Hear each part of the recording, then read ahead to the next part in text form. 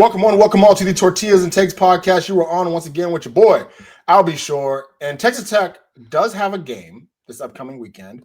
Recently we've been talking about some of the big games that Texas Tech really has to focus on.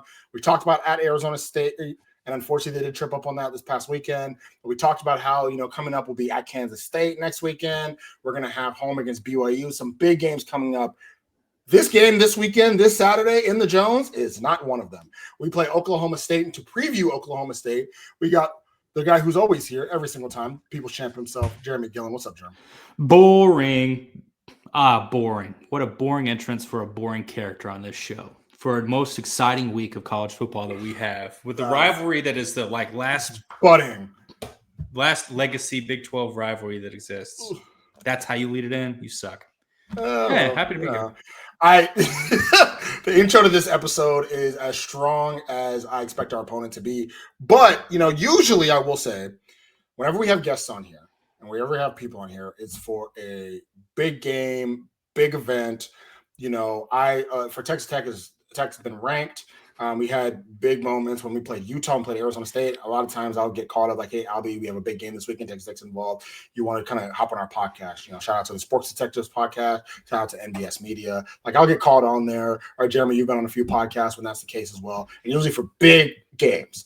Here at Tortillas and Takes podcast, we bring on guests for the not big games. And so to introduce our guest this week, it is the head honcho, El Presidente, the good kind, the king of Ten12 Network. That is Phillip Slavin. What's going on, Phil? I mean, yeah, this intro is about as honestly, the banana conga line was more enjoyable than this. And listen, when things get bad, you have to make your own fun, right? You have to find ways to enjoy yourself. And so props to the Oklahoma State student section, big, when you're getting named fan base of the week, when you're losing by double digits, that's a positive thing. Not many Big 12 fan bases can stake that claim. Okay. Now, granted, it's hard when you're not a fan base used to losing. And so you're like, you know what? We can still be supportive and have fun and understand that this is a year where it's just this year. It happens, to everyone but Ohio State. It happens. Okay. I will say, so you're, Oklahoma State head football coach, as we all know, Mike Gundy got let go earlier this year. I will say a great parting gift. I think he gave breaking news. A great parting gift he gave to you and the fans, I will say, is losing to Tulsa. And the reason I say that is because you already came into the season with extremely low expectations. Losing to Tulsa, you knew, we are there. It's all fun and games from here on out. We knew we were bad. This is how bad we are. Let's just have fun. The problem with Tech is even in our bad years, we're never this bad. So we always have a layer of maybe. And losing to Tulsa completely stripped away your maybe. And then before you can get to have fun like this. Now, I'll say this. I don't know how Kansas fans did this for more than a decade. But that's a good question. I'm going to be right back. I hate doing this, but I have crying toddler who's okay. So at this point, the reality of this is Oklahoma State's been off since 2020. They'd have real high highs, which were not Gundy's. Gundy, some people want to give Gundy credit, and it's kind of like Jim Knowles, a 5-game win streak because you changed the offense, and it took a while for teams to adjust, and then a really god-awful schedule to let you get back to Arlington where you got pantsed a lot. But there was enough stuff building over a while of historically bad things that if you were going to get rid of Mike Gundy, who did not seem to really adapt to this NIL era, it was going to have to get bad enough to be able to do it. And so it's kind of the scene in Avengers, Infinity War, where, did you do it? Yes. What did it cost? Everything. It cost the season. And it costs not beating an FBS team since Tulsa in week 3 of 2024 to be able to move on in a new direction with a coach that hopefully understands NIL and is willing to actually go and buddy up with donors and do the things you have to do outside of just saying like, well, I won football games, so you should just do whatever I tell you. And so here we are. And so this is a lost season. I laughed for a couple of weeks because you get Oklahoma State fans on like social media who are complaining about play calling or this or that. And you're like, do you actually understand what's going on here? And then it was like, oh, all right, shirtless time, banana Congo lines, whatever we can do at home. This is just listen, we can do whatever we want, and the athletic department will support it because it's getting national attention, and we'd much rather people be talking about shirtless dudes than the play on the field. You know what y'all should do? Throw tortillas. That's the next step. Actually, you know what's funny? So obviously we make jokes all the time about Oklahoma State and who stole what, yada, yada, yada.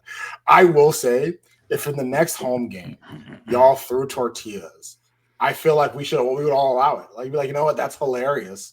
That'd be extremely funny. You're not going to get fined for it, so it wouldn't matter.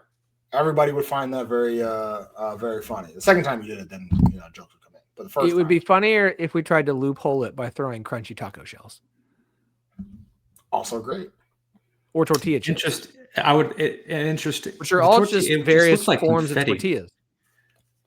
Yeah. The taco shell. Listen, there's no way a full taco shell gets to the field.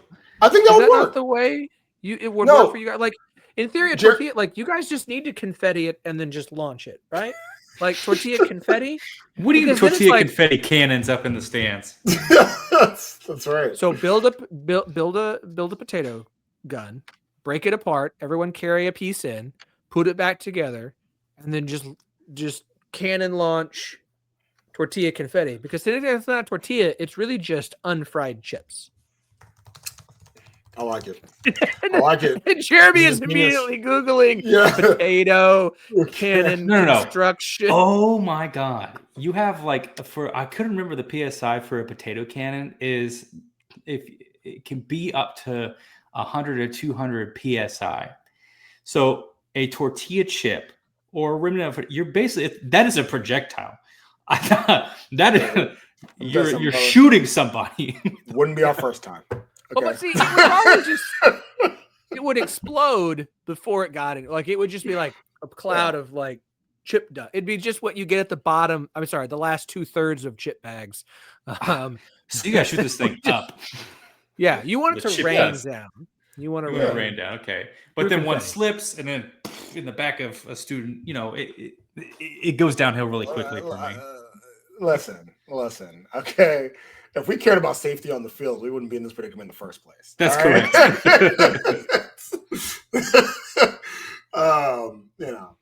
But yeah. So let's talk about this game a little bit. Texas Tech, and when I mean a little bit, I really mean a little bit. Texas Tech does play Oklahoma State this weekend. The largest spread I think I've ever seen for a conference game, 38.5 points. It looks like it's even trending to potentially being 40 plus by the time we get there. If it's a 40-point spread, first of all, I personally think you should I don't think it'll get that bad. It. I think like it's getting towards 38.5. Like it might hit 39. I'd be shocked to see it hit 40. Unless Vegas, there's just because I can't remember that many people are actually like really putting money on this game. I would stay away from it. I'd stay far away from the spread this wide is incredible. We just recorded the picks pod for the 10-12 and like I took the over because I'm like I cannot take anything when a team is favored by more than 5 touchdowns. And so like I'll just take the total because like we had some fun picks for this one. There were some fun team total kinds of things. So I'll just put that out there. So what we in the industry, that's what we call a tease. Well, I mean, listen, you ain't even got to tease it, brother. You can just do shamefully plug as much as possible. 10-12 picks pod. There you go. Make sure to listen. If you listen to this pod, and you have listened to that pod episode already, because that episode will come out before this one. What you doing? All right. Now, don't pause this one. Finish this episode out, but then go and listen to the to the picks pile off top. You treat this like watching Star Wars in the correct order. You go New Hope, then you go Empire Strikes Back, then you go back to 1, 2, 3, and then you do. Yeah, that's the right way to do it. No, Jeremy, that's the right way to do it. So understand this. It's the only way to do it for someone new to not ruin Luke, I Am Your Father. Spoilers. I'm following now. I was like, why? I was trying to figure out why okay. But no, but you got to do it right, because you ruin it also for yourself if you do it 1, 2, 3, 4, 5, 6, 7, 8, 9. Yeah. Well, how do you ruin it that way? Well, no, because it just doesn't make sense. If you've never seen it, if you've never seen it, the production's different. You're like, wait, some of this doesn't. It like the whole. You got to do 4, 5, 6 first. Then you do the prequels. You do 4, 5, 1, 2, 3, 4, 5, 1, 2, 3. Oh, you do. Oh, okay. No, I'm not. Yeah. That's what I was saying. 4, 5, why were you like kind of there and then we jump and then we go back? No, I gotta be 4, 5, 6, 1, 2, 3. Because then 5 is like I'm your father, and then we do the whole backstory of like how it got up to that, and then we wrap up the story that is the actual story, which is Luke Skywalker. Like that. If you love storytelling, that's a great way to do it. If you love visual effects, that's gonna piss you off. Because you have to do 3 shitty ones and then go back to the good ones.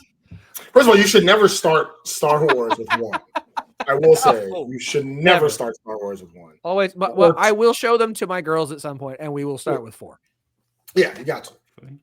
You only start Star Wars with 1 if you were starting with your girls. Your oldest right now is 6.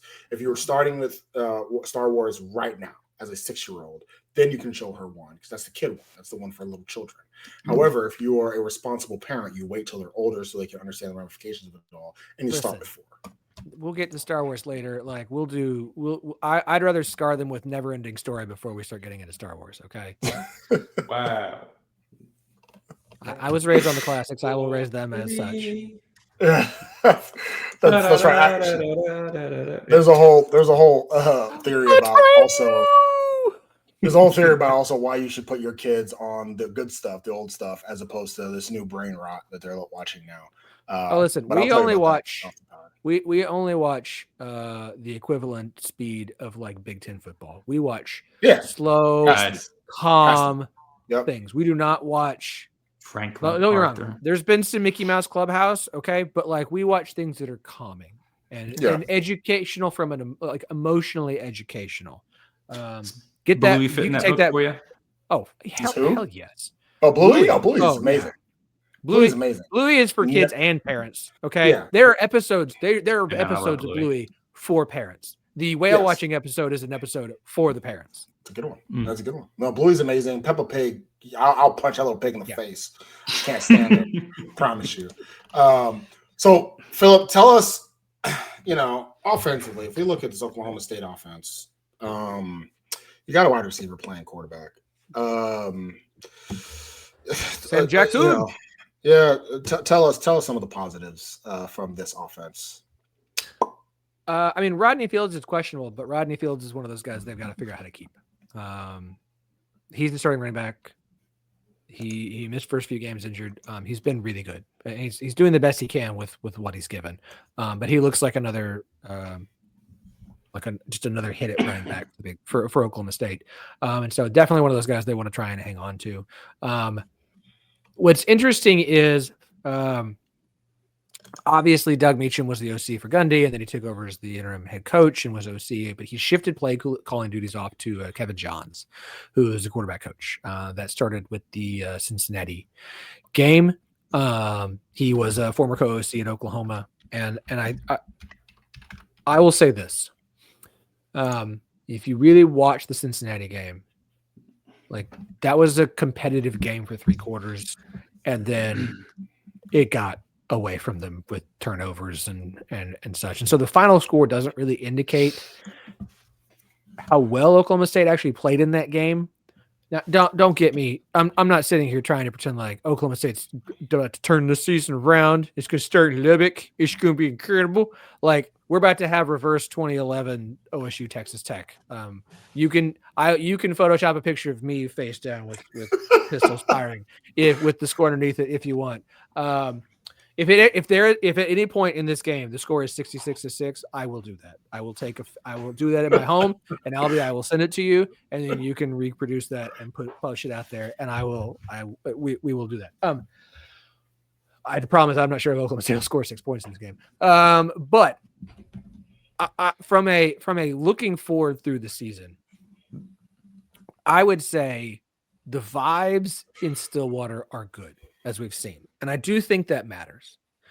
And I do think that matters at come home games where I believe the offense is enough. The defense is just not. It's just not good. It's really funny to say that right now, I think I feel the best I've felt since maybe week 1 about Oklahoma State actually winning another game this season. Not this week. Again, let me make sure there's no like. So you're saying that Oklahoma State's gonna? No. Yeah, you heard it here first, ladies and gentlemen. Phillip Slavin guaranteeing an Oklahoma State victory. That's what I heard. Listen, if you're watching this on YouTube, this Four Roses single barrel bottle was actually full when we started this interview, and this explains why.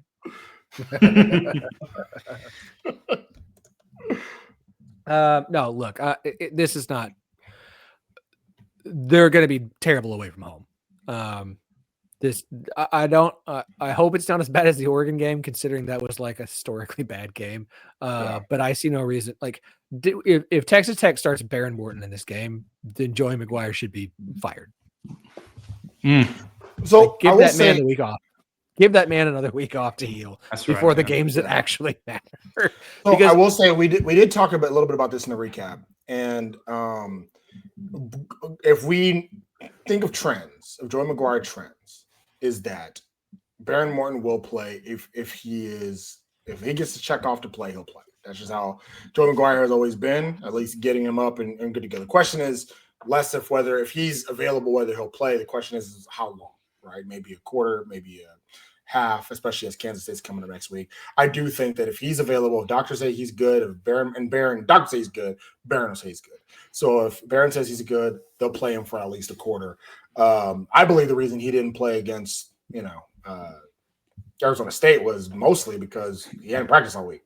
He didn't have a game plan for him to play all week. Well, didn't have a game plan point for Hammond to play either, apparently. But he didn't have a game plan for him all week, and so that's why he didn't play. I actually do think there's a decent shot he'll play. Now, mind you, I thought he was a decent shot he played against Arizona State, so I could be wrong again. But I think there's a very good chance he does play. But either way, like you were mentioning, yeah, it doesn't matter. There's no listen. I'd love to sit here and have some sort of like deep college football conversation about Oklahoma State this season, but they're just not good. Like period. The roster's not very good. You've had a ton of opt-outs. You've got a bunch of injuries. You're on as you mentioned, former wide quarterback turned wide receiver, turned back to quarterback starting because the backup quarterback you hung on to when you let all the other mobile guys go is not a mobile quarterback, which doesn't fit the system. So why did you keep him? Gundy's gone. And this is with the exception of a few of the players on the roster, like this is a tear down to the studs rebuild. Gundy is not leaving it better than he found it. I mean, you could say in some ways he is. Program-wise, yes. Roster-wise, no. Absolutely not. The cracks have been here since 2020. And, eventually the water seeps in, the earth shakes again, and it all comes tumbling down. And that's exactly what happened. And so, like, if you were listening to this and like, I want you guys to talk about the football game, you guys are going to win. So this is the wrong week. Episode's over. Congratulations. Yeah.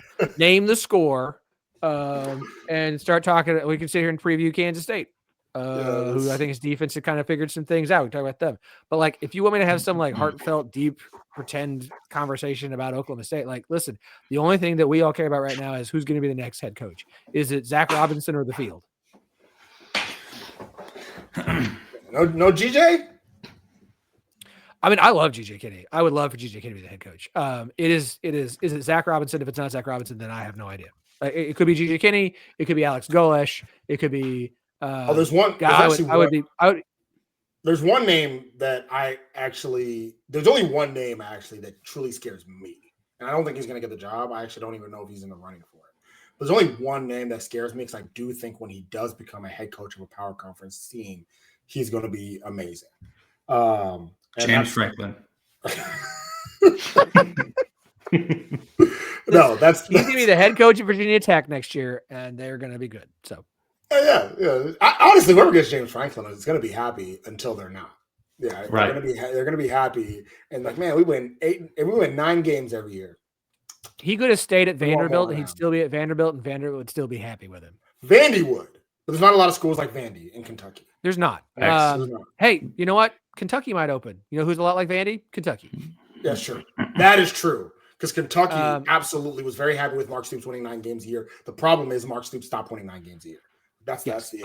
I think Virginia. I think James Franklin will have a real good opportunity for Virginia Tech. Why are we talking about James? Screw for James Franklin. No, you're not going to get to OSU's. Eric Morris is the guy that I was talking about. I think he's going. I think when he gets the Power 4 job, and I don't think it's going to happen this offseason. I give it 2 more years, but when he gets it, I think wherever he goes, he's going to be great. He's going to be good. And I think he's going to take over what he does every time he takes over a new head coaching job, which is takes over a program that's kind of on the downs and lifts them up. Well, you know what? Maybe Baylor will hire him this offseason.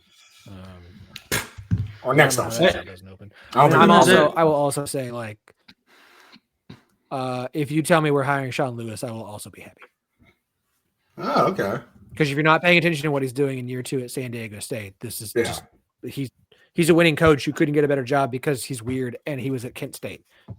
And it's hard to sell Kent State's head coach as a P4 school. And he's a little bit. It's kind of like Jamie Chadwell. He's not like an SEC. He's not going to be in the SEC. But I'm like, we're Oklahoma State. Give me a fun offense, play some good defense, and I'm happy. Play some fun offense. And so, give me Sean Lewis, give me GJ Kennedy, and look, it's Zach Robinson's job to say no to. Period. End of story. If he wants the job, it's his. He will get the job. But I will say this about Zach Robinson though is that he's going to get the job obviously for he's a Cowboy, he's fan favorite, everybody loves him. But let me ask you this question: Do you think he deserves the job? It's a very different question of whether he'll get it and whether he truly is the best candidate for it. When Cliff Kingsbury got the Texas Tech job, he was not the best candidate for it. Chad Morris, his resume was better than Cliff Kingsbury's. And then not only that, but the reason why Cliff Kingsbury got the job was because at the time that Tuberville left those recruits at a dinner was also at the end of the coaching cycle. So all the good candidates like Sonny Dykes, who probably would have got the job in an open forum, which hindsight's 2020, but at the time, Sonny Dykes probably is the main one for the job. All those coaches had already taken good jobs. So Cliff Kingsbury and Chad Morris were the last 2 remaining, and it's like, well, if we're gonna take a stab at a coach like one of these 2, yeah, Chad Morris has a better resume, but we got to go with the hometown kid. So I do agree that Zach Robinson is like the likeliest to get it, but the question is, does he deserve it?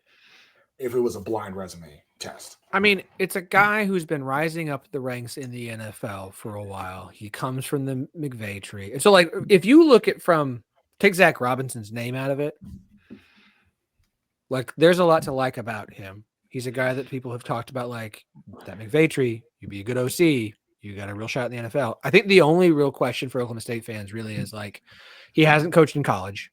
It's big. It is. But I just, like, you've got good relationships. Will he hire good coordinators? He's going to do great with the boosters. The pocketbooks are going to, if he's the head coach, the pocketbooks will open up. The whole, like, Oklahoma State doesn't have any money. No, they just didn't want to give it to Gundy. Like, they didn't want to give it to Gundy. Yeah. If Zach Robinson becomes the head coach at Oklahoma State, there will be money. I'm not saying like Texas Tech oil money, but like there will be money. Y'all just didn't want to give it to Gundy. Y'all got oil money too. We're all on the planes. Like, you know what I mean? Like, there is money. It's just held back because there's money being spent on softball. There's money being spent on men's and women's basketball. Because right now they're saying, like, who's actually trying? Who's good with the media? Who's good with actually spending time with the boosters. Like, there's a reason OSU's basketball, women and men, are doing a good job with recruiting standpoint. There's money to be spent. They just didn't want to give it to Gundy because nobody trusts what he was going to do with it. It's thanks for all the FCS and D2 kids, which is fun when they work out. But like, if your roster is half of those guys, like, then you have a D2 FCS roster playing Power 4 football.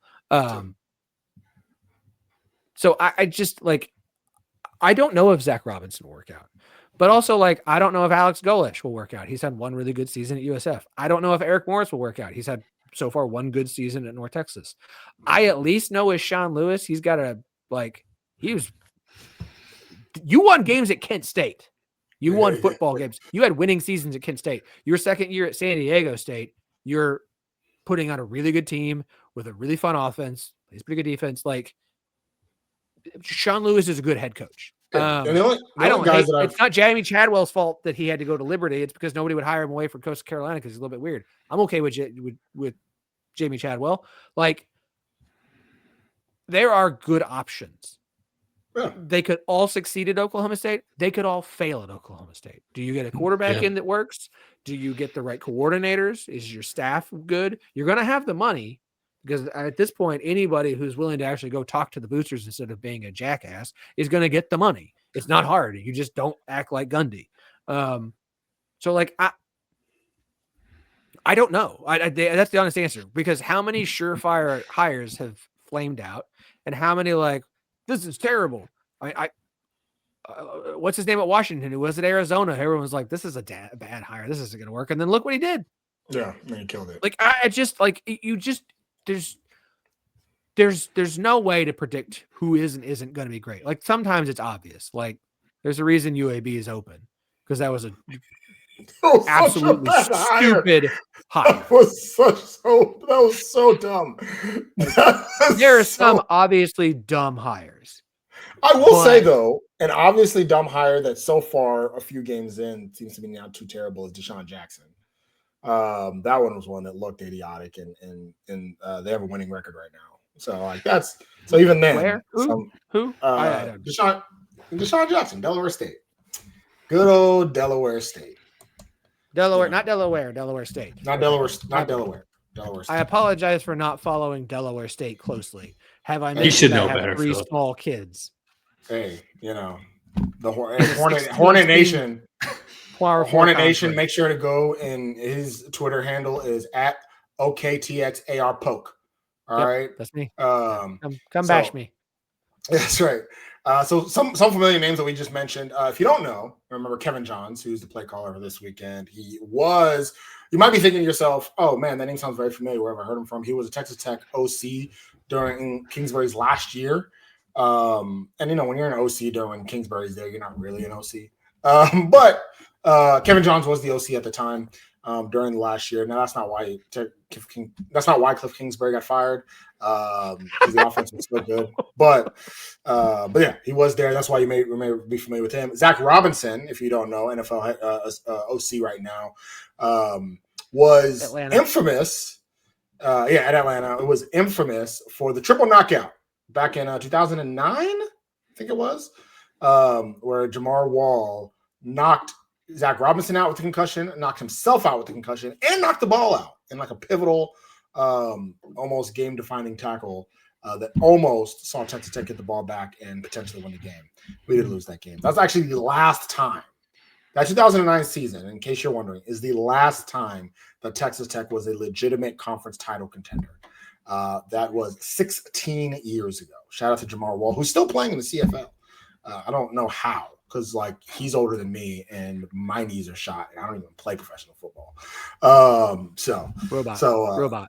Yeah, it's Jamar Wall is I don't know. He was a star-studded all-conference corner when we weren't good at having star-studded all-conference corners. He's also the person I credit for the demise of the Kansas football program. Because that's who gets the credit. I credit Jamar Wall. And I'll tell you why. I told Andy this a couple times. I'll tell you why. Kansas at the time, 2009 season, I believe, was 5-2. Played Texas Tech. Jamar Wall had this tackle. It was a close game. Had this tackle on their running back, who at the time was an all-conference running back. I can't remember his name right now. That laid him out, knocked him out of the game, was incredible. From that moment on, Texas Tech goes on. They play great the rest of the game. They win that game. Kansas loses every single game for the rest of the season and never wins more than 3 games for the next 15 years. From that one play, Kansas goes into the dumpster. So Jamar Wall is the reason that we were segmented. We were objected to terrible Kansas Jayhawk football for 15 years. All Jamar. All right. Yeah. So All him. let me ask this question then. They probably never hire Les Miles if not for that tackle. Let me ask this question because this is a very serious podcast episode. Are you a Dust Bowl or are you pro Red Dirt rivalry? Dust Bowl, and I'm gonna tell you why. Because Red Dirt is too similar to Red River. It's too I don't want to be the backup bowl game for OU Texas. Give me Dust Bowl. That's fine. I like Red Dirt just because the concept of there literally being like some big Red Dirt concert like before the game is the night before the game is played would be pretty awesome. But that is cool. I'm also perfectly fine with Dust Bowl because that's a really unique rivalry name. And I want by the way, the trophy, no matter what it's called, needs to be the most obscenely big like gold belt buckle. Oh, I'm down for it. I will say Red Dirt's more likely to actually happen if it ever was to happen, because I'm sure ADs and they're going to be all hoity-toity. We shouldn't. We're Texas Tech now. We're on the national stage. We can't do these fun little things that everybody loves. So I do think that Red Dirt's more likely than Dust Bowl. Even though Red Dirt also is not a prestigious name either. But I'm pro Dust Bowl personally. I will say, Phillip, you and I have talked for years, and Jeremy, we have talked for years about this budding, intense Texas Tech Oklahoma State rivalry that will never get off the ground, has never got off the ground, and a big reason for that is because we're never good at the same time. That's the biggest reason for it. We're never good at the same time. When Oklahoma State is good in football or in basketball, Texas Tech is bad. When Texas Tech is good in football or in basketball, Oklahoma State is not. And this is a great example of it. Right now, Texas Tech is good in both football and men's basketball. Oklahoma State is not good in football and has been bad in men's basketball. You're trending upwards in men's basketball, but now that you're trending upwards and you'll be fighting for an NCAA tournament spot this year, I mean, Texas Tech's not even, we're still in another stratosphere. So, that is the biggest reason. Right now, we both mildly annoy each other. And for this to be a rivalry, it can't be more than mildly annoyance. Well, mildly. I don't know. We're never going to hate. I don't think the two fan bases are ever going to full-blown hate each other to the level of Farmageddon or anything, because it's just not. But that doesn't mean that we can't enjoy a good old-fashioned rivalry. Where we get a name, we get a trophy. You can go yourself. But here's the issue, Phillip. Here's the issue. No, I know. But we don't. Nobody plays any of them. Who do you got? West Virginia? No, but I'm saying like West Virginia doesn't think they have a rivalry with anyone in the Big 12. TCU and Baylor, we dislike each other. We don't like TCU, we don't like Baylor, but they hate each other so much more. Right. So that's not our, Right. Whereas I think what's unique about Oklahoma State and Texas Tech is I think both if the schools would, the fan bases would absolutely lean into it, and it would be a very unique rivalry because it's not going to have the hatred of Farmageddon or Sunflower or Red River or any of those. It's not going to get that, or TCU Baylor. It's not going to reach that level of hatred unless something happens that allows for that to happen. But there's also something really fun about a rivalry where both teams really enjoy the rivalry and enjoy beating the other team when that opportunity presents itself. And considering this is a series that is currently tied 24-24-3, there's just it's not what you consider a rivalry, and that we would love nothing more than to burn them to the ground and salt the very earth that they died on. But that doesn't mean we can't both have two fan bases are both we don't really like you, but we hate other people so much more. and you hate a lot of those same people so much more. And so we can enjoy our mutual hatred of others whilst having a good time, which is why I like where I like the Dust Bowl. But where the red dirt comes into fun is we hate OU, you hate Texas. We're both That's true. Secondary a little bit. And guess what sounds fun? In West Texas and Stillwater, Oklahoma. Freaking red dirt. Like, lean into it. Like, the red dirt music, the concept. Like, I get the initial response of like, we don't want to be a little like, hey, we already are. So lean into it. Let's have fun with it. Hey, let's start a banana conga line here, folks. Let's just have fun with this shit while we have to live through it. Okay. Red dirt rivalry. And OU and Texas fans, like, they will get so irritated by it and be so like, we're gonna make jokes here. We're like, What do you guys? Yeah, cool. Texas State Fair, cool. We've got who's playing in the night before the game? Oh, the boys from Oklahoma concert. Cool, great. What you got? Eminem. Okay, cool, fine. Thanks. We're gonna come over here and listen to this for 6 nights in a row.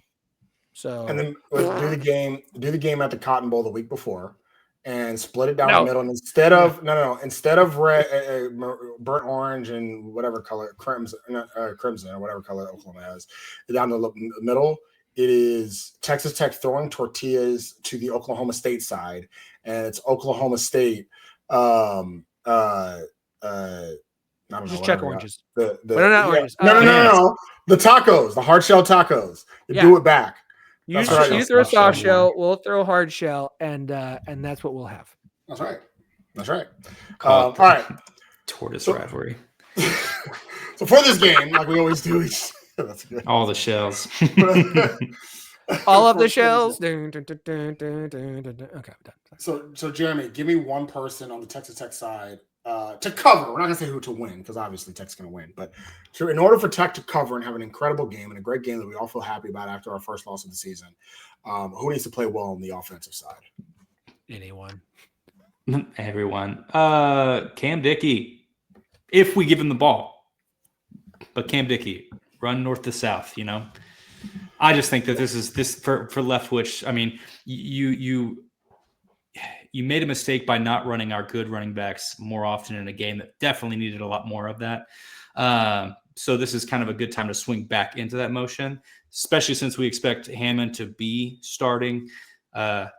He's already made his piece saying, I shouldn't have run Hammond as much as I did. Okay, so let's swing back. Let's run the running backs. And then you want to do a quarterback draw, I'll give you 1 a quarter, and you can do it. But otherwise, let's run the running backs that we actually have because they've given us a lot of production and a lot of success this season. And Phillip, similar question. Who on Texas Tech's offense scares you the most as an Okie State fan? And you can't say anybody or everybody. You got to choose one person in particular. I don't know. Baron Morton. Who? Let me put it like this. It's not going to be a competitive game. Why? No, I am looking at it. I'm trying to get 60. We respect everyone. That's my goal. We respect every. Good coach speak, Jeremy. I'm very, very happy for you. You've been learning from Joey. That's right. All right, that's right. I have. In order to get the 66-6, that's my goal, anyways. I need a player that because that's really where the beam is from. Okay, hold on. You want me to name a player? Okay. Yeah. Give me a second, and I'm gonna name a player. I'm gonna pull up the Texas Tech football roster. I'm gonna close my eyes. I'm gonna make sure it's loaded. Hold on. I'm gonna scroll, and I'm gonna look at the first offensive player that shows up. And we have that's defense. Sorry, hold on. Great. Olivier Miles III. You know what's funny? I thought you were going to do what I was about to do, which was literally pick the third string. Mitch Griffiths is who I have as my key player. Mitch Griffiths, the third string quarterback, when he comes in that fourth quarter, woo! Third quarter, actually, because if Morton doesn't play, then he'll actually come in a lot sooner. Right now, Mitch Griffiths only has 5 passes on the year. I expect him to double that total in this game. At least. Okay. I'm gonna go with Patrick McMath, just because we don't give offensive linemen enough shutouts. That's true. That's Maybe fact. Davion Carter. Okay, Okay. Davion Carter is First, actually a Hunter real answer. Zambrano. Hunter Zambrano is a Alright. fantastic name, It so is. we're gonna let him. Now, I will say you mistakenly actually said an actual really good answer, which is Davion Carter, because Davion Carter's actually had a really good season. And Great. we shouted him out a couple of weeks ago. He's somebody that will, I think, put a lot of the, especially the Oklahoma State D line that has struggled, and put them in the blender quite a bit. So, Jeremy, defensively, give me a player in order to hold Oklahoma State to. Before I actually even get to my player defensively, I want to tell the people at home just a little bit about Oklahoma State. So Oklahoma State defensively, if we take away the Tulsa game, where Oklahoma State did a respectable job of holding Tulsa to 19 points in a loss. And still losing. And if we take away the UT Martin game, where the defense respectably held them to 7 points, every other single game they played this year, they've given up at least 39. They gave up 69 to Oregon. But that's Oregon. Oregon's a great team. Not nice. Yada yada. They gave 45 to Baylor, 41 to Arizona, and then also last week giving up 49 to Cincinnati. So Jeremy, let's just say that the defense is going to struggle. Now, offensively, flip side, as we talk about the defensive players and what Texas Tech can do defensively, every single game that Oklahoma State has played on the offensive side of the ball this year, they have scored 3 times. 3 or 4 times. 3 to 4 times, with the exception of Oregon. They have scored 3 to 4 times. The Baylor game in conference, they scored 27 points, right? So that one is one where they scored 4 times.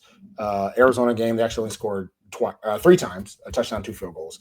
Houston game, 2 touchdowns and a field goal. Cincinnati, 2 touchdowns and a field goal. So safe to say, they're probably going to score 2-3 times, right? So, let me try to score 2 to 3 times. So, Jeremy, defensively, what player needs to step up to make sure they don't score that 2 to 3 times they want to score? AJ Holmes, continue your streak of being next man up. What's next, bro?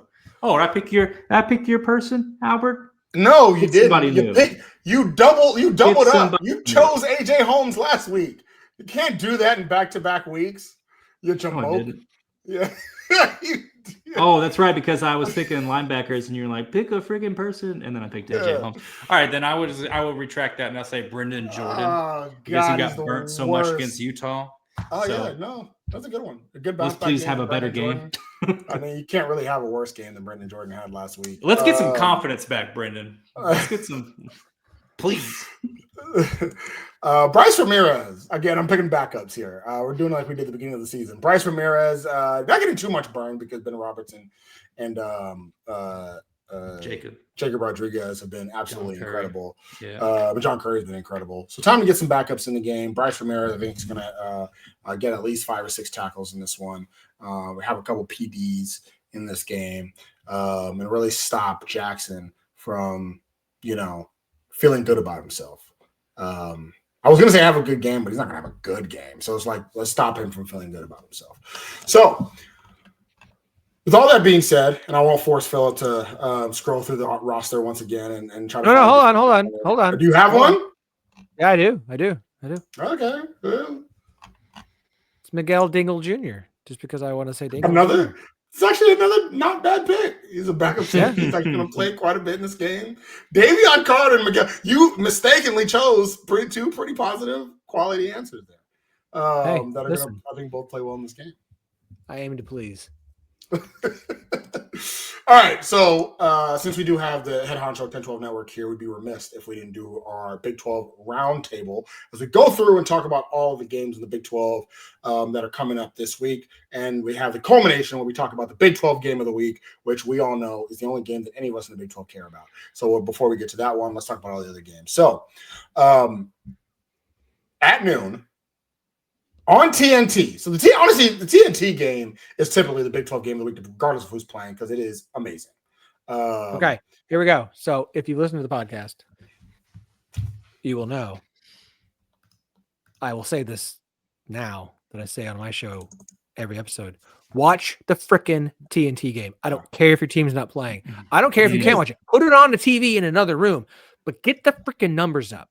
They have had awful games on TNT. And if you have not watched them yet, I have finally figured out the correct comp for how to explain how good of a job TNT does covering the Big 12. It's like watching the ESPN cover the SEC. Yeah. Yeah. It is. This is the conference that matters. We're going to talk about this conference. The Big 12 game is not a vehicle with which to then talk about the lead top of the rankings and all the SEC. We're going to talk about even the halftime show, the pregame show. It is the closest thing to a Big 12 network we have ever had. And they want more of it. Yeah. So watch it. So that when the media rights come back up in 2030, TNT goes, here's a buttload of money. We want a large chunk of it because TNT wants more football, and they are it is fantastic coverage. It's not just that they only talk about they care about the Big 12.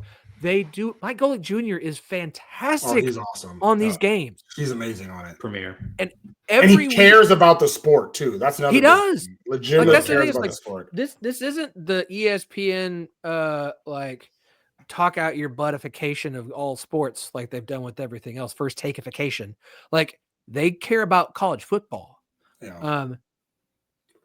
Every week, some fans from whatever team was on TNT hop on Twitter and sit here and praise the TNT broadcast because they actually talked about football and they talked about the team and they focused on that and they didn't go off on tangents on other things.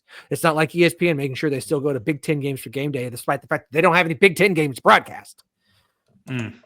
Watch the TNT game so that they can continue to invest in our conference, which is what we need and want and deserve. Well, I will say this week, for the first time in a long time, may actually be a TNT game worth watching. Kansas State at Kansas. Kansas right now is 2.5-point favorites in this game, which I was a little surprised by only because you kind of mentioned it earlier in this episode. Kansas State is starting to not necessarily be a good team, but starting to get a semblance of who they actually are. They're starting to look a little bit more like, not an embarrassment, but a decent, okay, bowl-worthy team. But if you're John Q. Public and you're Vegas, most people still think Kansas State based off of the way they started the season.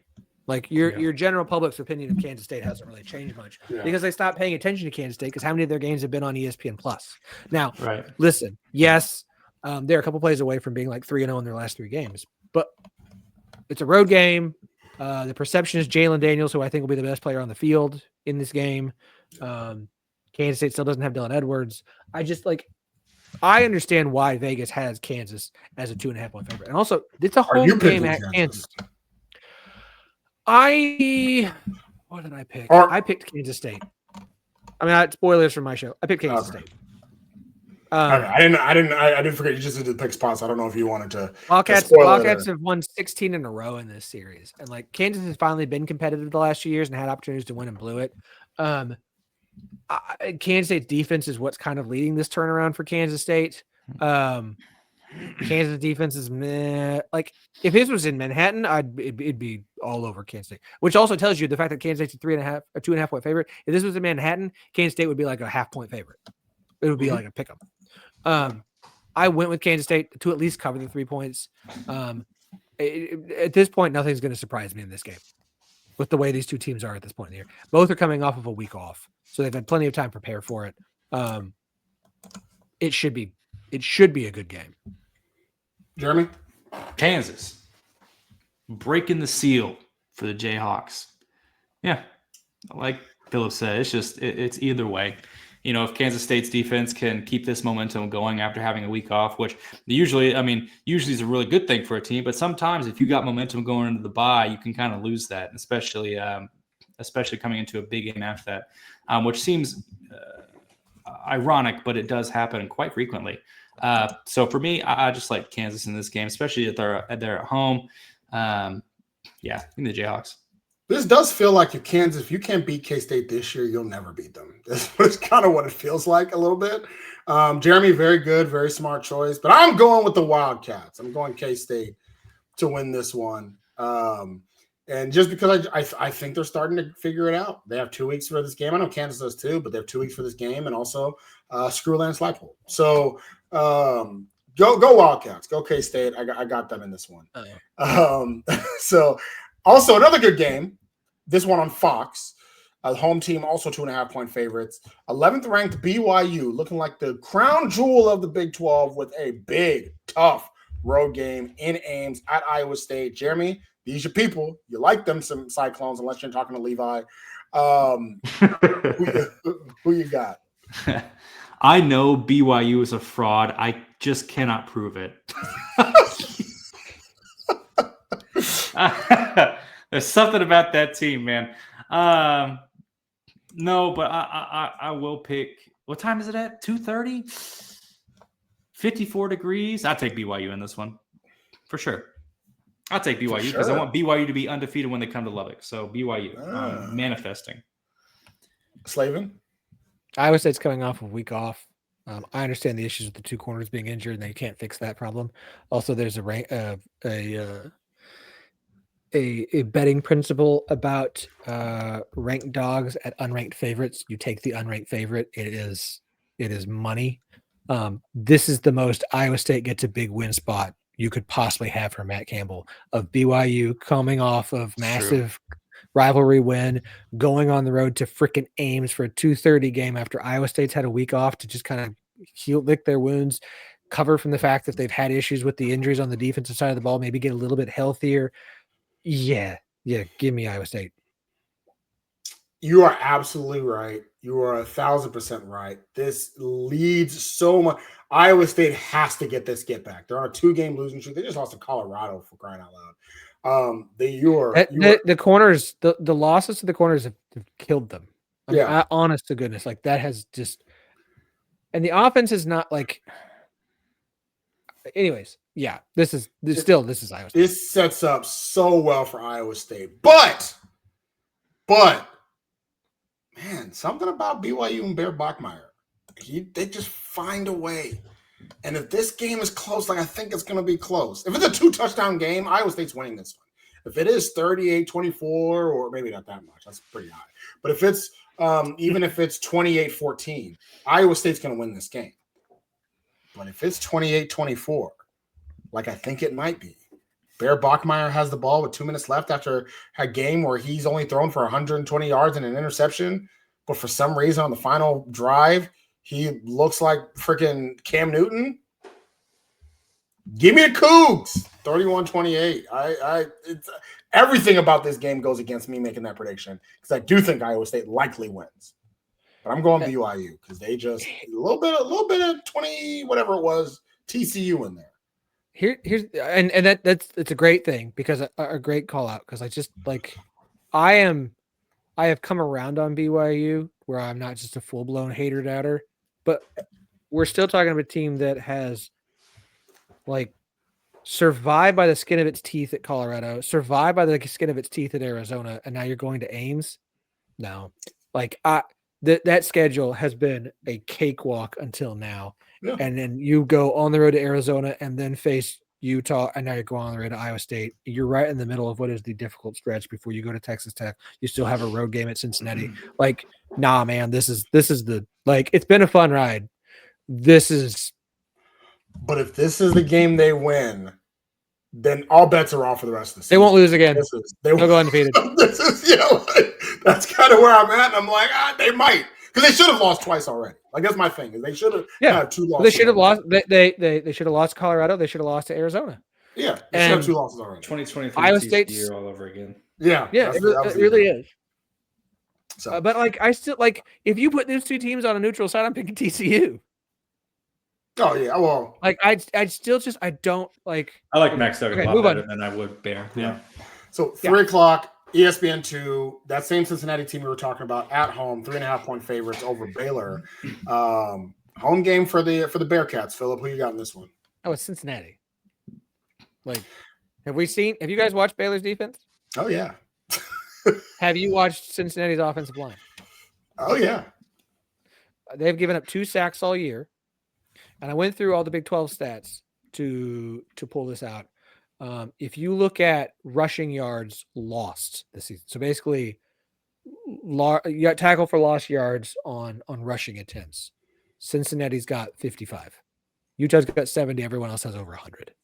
Like, this offensive line is so good that it's part of the reason why Sorsby's able to be so good. Is he is able to sit there, be comfortable, and not have to force things like he has the last couple of years. Where he gets screwed and where he messes up is when he's trying to force the big play to be the game winner. It's what got him against Nebraska in the season opener.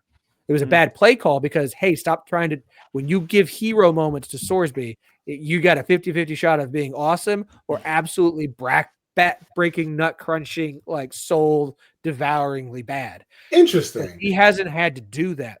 That's why he's so got you're one saying pick. when you have people around you to help you as a quarterback, you don't have to play hero ball all the time. So let's talk about Baylor. So Jeremy, we talked. These are you like both Sawyer Robertson and Brendan Sorsby, but like Phillip was just mentioning, one team helps this quarterback out, and one team says, "Hey, Sawyer, you got it, baby. This is all you, right?" So who does Baylor somehow find a way to help their boy Sawyer Robertson? No. I am way too high on Cincinnati right now. They're one fluke play away from being undefeated. They're definitely one bad play call. Yeah. And Brandon Sorsby is one of the better quarterbacks in the Big 12 that people just don't talk about enough. I mean, he's got like 18 touchdowns and an interception, one interception in the season, throwing for 66% basically. I mean, Brendan Sorsby special. Yeah. I think he's such an excellent quarterback for Cincinnati. And not even to say anything, we haven't even mentioned Cincinnati's defense has done an excellent job of putting them in positions to win. So, and I mentioned that in previous weeks. I mean, just continue to give me Cincinnati until they prove me wrong. I just don't think it'll be against Baylor. I was about to say, you say he's not being talked about enough. It's being talked about enough on this podcast. You freaking talk about him every freaking week. Oh, Brendan Sorsby. Oh, and they keep showing up. So, it's. Yeah, I'm actually, not only do I think Cincinnati is going to win, I think that you also may want to push the line a little bit. 3.5 points is actually kind of a bit egregious if you ask me. I think I actually expect the line to be more like 7.5, but I do think Cincinnati is, or 6.5, but I do think Cincinnati is going to win this game. They're going to win by at least a touchdown. They'll be good. There's some preseason still built into this line. Yeah.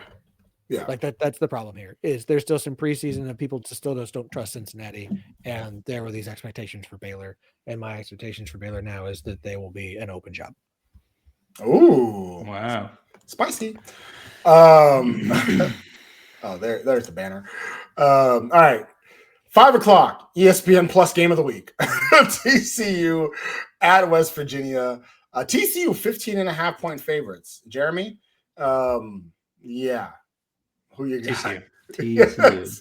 TCU. And it doesn't seem like this is a game where you feel like TCU is going to win or because they're good. It's more, and I'm not saying they're bad, but I'm saying this is all about how bad West Virginia is what it seems like to me. Phillip? Yes, TCU. All right.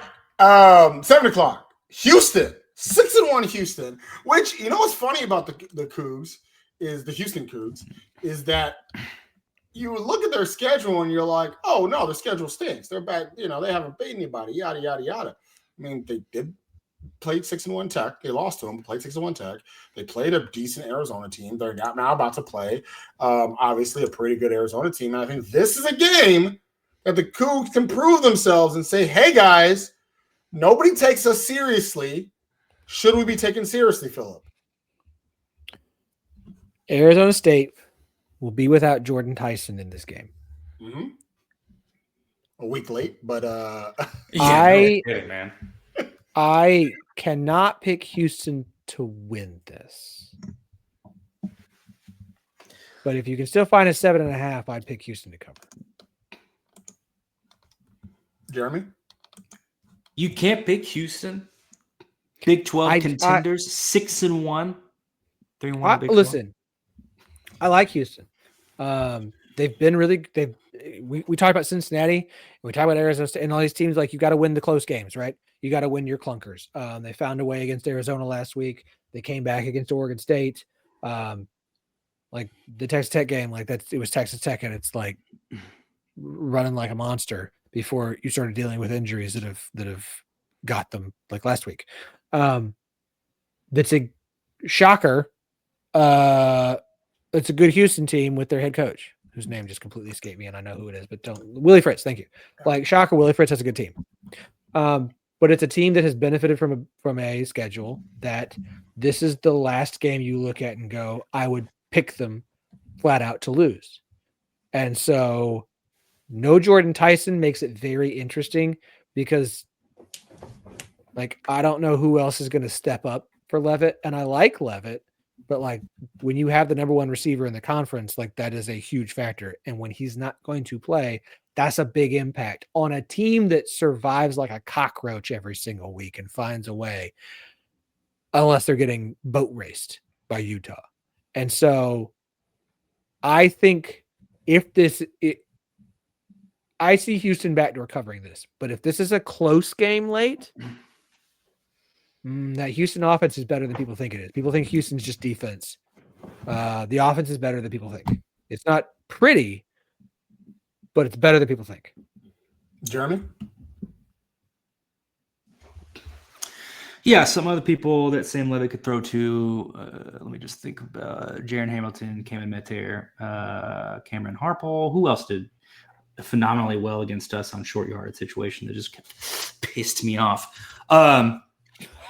This is all Sam Leavitt. Like Arizona State, like I get that Jordan Tyson is the premier wide receiver in the Big 12, and he made that very present in the country, but very present, in that last drive, of course.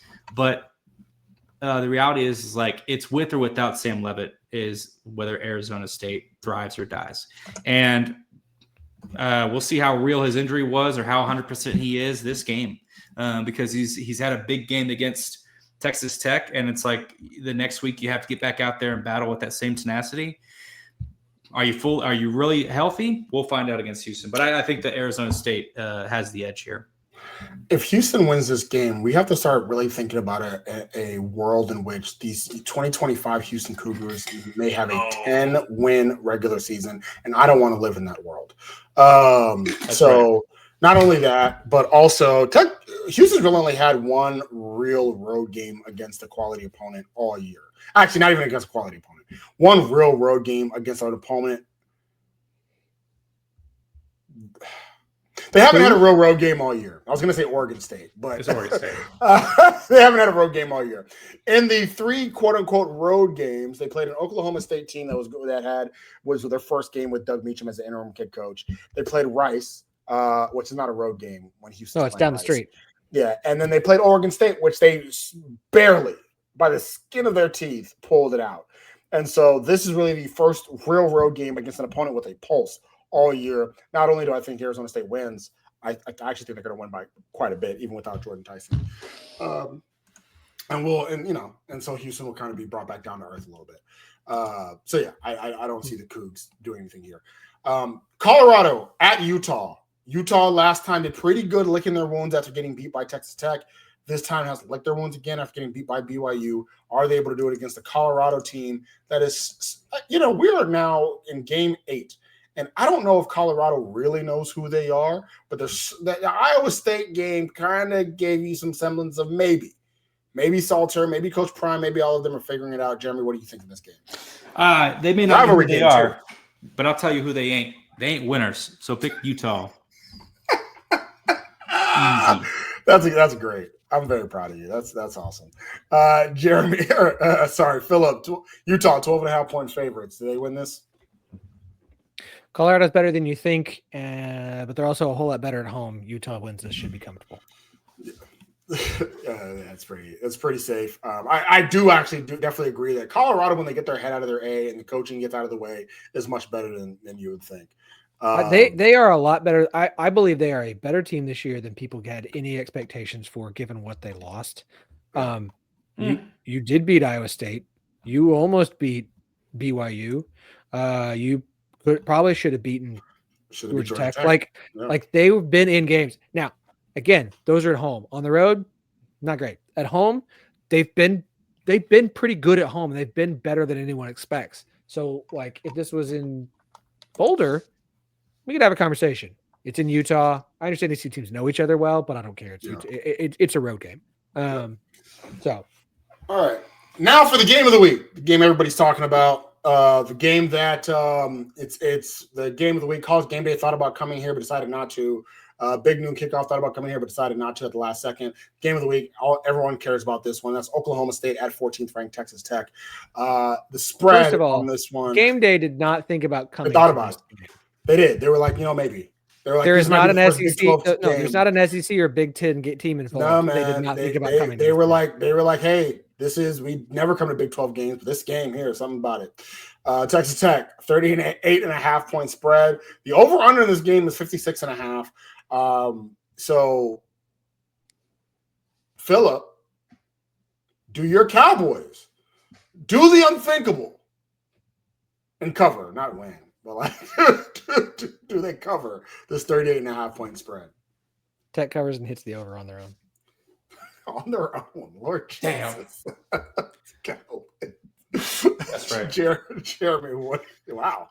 Jeremy, 66-6, baby. 66-6. Yeah, I think that Phillip's got it right. I think that we've got a real, that's exactly right.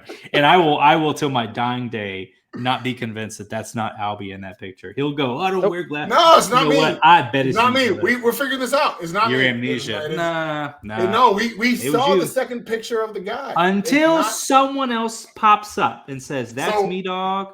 It's you. Shout out to David Ubben because we're now in this, right? Yes, so David, he's trying to help find the person. He's trying to figure this out. So shout out to David Ubben. I got him right here.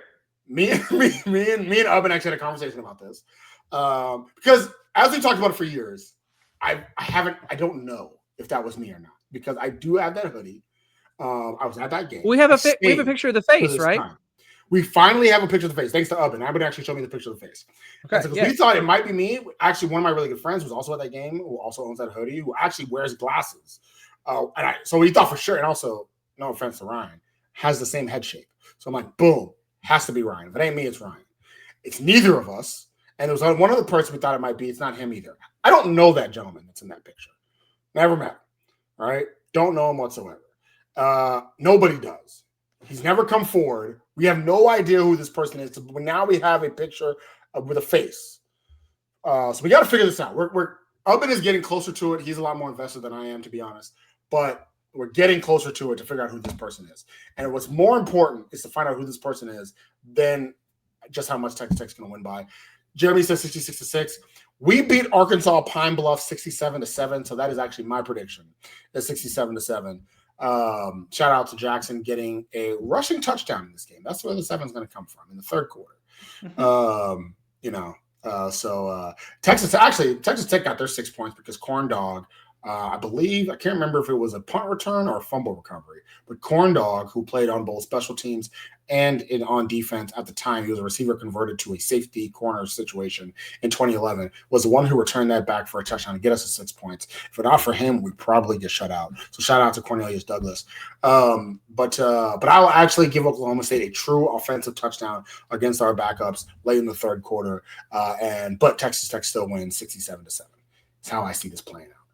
I see the future. Finding this guy is like, I appreciate David Ubben's all over it. This is the most Nicole Auerbach story, like project possible. Is like trying to find random guy from whose meme. What if he is no longer with us? Okay, y'all chasing around a dead dude. I had to bring the podcast episode down. Hey, buddy, it's Halloween time. I'm just young. My theory on it is that he so anyone who knows Texas Tech knows that you look to when you're freshman year, you look to your left, you look to your right. One of those people ain't gonna be here the next year. And so my theory is that brother there wasn't at Texas Tech much longer. So he's out of here. Yeah, that's my theory is that it's not a young Sterling K. Brown, right? It's not. It's a good theory. Albert muted himself. He was so excited. There you go. We gotta get this photo out there. Somebody knows this cat. Somebody does. We got to figure it out. Jeremy, anything else we want to say to the people? Nope. Glad we got football. We got football. We have basketball coming up too. The Yep. NBA season just started. My Rockets definitely need a point guard. Why did we bring Phillip on this podcast? I don't even know why I brought this up. Actually, episode over. Thunder. Rockets definitely need a point guard, and once we get a point guard, we'll be fine. And then college basketball season's coming up. JT Toppin is everybody's Big 12 Conference Preseason Player of the Year. He's going to get some love for National Preseason Player of the Year. But either way, it's going to be a long season. Houston is obviously the crown jewel of the conference. Texas Tech and BYU are nipping at their heels to try to get there. And we've talked a lot about Houston and Texas Tech being, whether they're rivals, whether they're not real rivals. I will say where it is truly becoming a real thing is in basketball. All right. Houston Cougars already don't like us. But where we're reciprocating the hate is when it comes to men's basketball. And I think that's just going to increase this year when not only is Houston and Texas Tech two of the best teams in the Big 12, they're two of the best teams in the nation. I would pick Texas Tech and Big 12 and Houston as two of the top 5 to 8 teams in the entire country, and two true national title contenders. And AJ DeBonsa from BYU looks amazing. I know it's a shocker that the number 1 high school player in the country who was rated higher than Cam Boozer is a great player. But guess what? He's a great player. So, fun, exciting men's basketball year. Phillip, anything else you want to say to the people? Listen to Ten12 podcast. Pick Pod's fun. I've got Oliver Hodgkinson on from the College Chaps podcast to, let's call it, wrap up our Big 12 International Week. We had Tyler Kirkman from the Big 12 office on Monday's show to talk about the Big 12's plans and push for growing internationally. Obviously, we've got the Kansas, Arizona State in the Union Jack Classic next year, TCU in Ireland, and we just had Farmageddon in Ireland. So this is there's a plan in place, and I'm very, very intrigued by it. Yeah, and I'll give you your flowers while you're here, Phillip. I think nobody begrudgingly. Yeah, no, I'll give you some. Nobody, I think, does a better job of showcasing and broadcasting and putting the Big 12 forward than you do. Damn sure not Locked On Big 12, but also not, a lot of these other Big 12 shows. 1012 Network, even before it became more of a thing, had started out. 1012 Podcast did, then it became a network. You've done a really good job of pushing us all forward, and so. And on an episode where we just make fun of your team for the last 70 minutes, we're not going to make fun of you because you've done a great job for the Big 12 and Big 12 media overall. So thank you for that. But your team does suck, and I'm happy for it. So for that, all that being said, from the 1012 Network, that is Phillip Slavin. Make sure to check him out at 1012 Network on Twitter, at everywhere you get your socials. Podcast coming out multiple times a week. And for the people's champ that is Jeremy Gillen, who's just here to look handsome, this is your boy, Albie Shore, and you have been listening to the Tortillas and Takes podcast, part of the 1012 Network. As always, stay wrecked, people.